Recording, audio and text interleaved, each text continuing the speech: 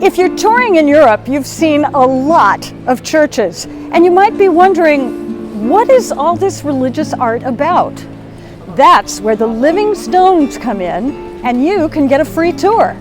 Living Stones is a society, a group of people from all over the Europe. So you come here into Slovenia, it's mainly Catholic faith, so you will see much of our history.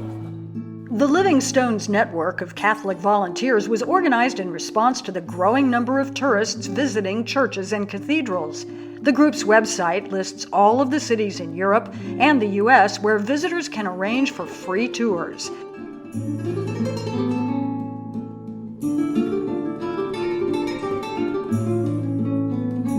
From capitals like Paris, London, and Rome to smaller cities throughout France, Italy, Germany, Switzerland, Spain, Hungary, and Malta, even Chicago and Washington, D.C. in the United States. I joined a tour in Ljubljana, the capital city of Slovenia. Its splendid baroque cathedral is dedicated to Saint Nicholas. So on the ceiling there is an episode from life of Saint Nicholas. Here is depicted the persecution of Christians in Myra. Our guide explained that there's much more to know about old Saint Nick than Santa Claus. The real Saint Nicholas was a brave bishop in present-day Turkey who inspired early Christians not to give up their faith despite persecution and torture. Although all visitors to the cathedral must pay a small admission fee, there is no charge for arranging or joining a Living Stones tour. Unlike other so-called free tours, the volunteers are not allowed to accept tips. Living Stones says it's not about converting anyone to any kind of religion. It's more about helping you experience the art in your own spiritual way. We try to explain what we have.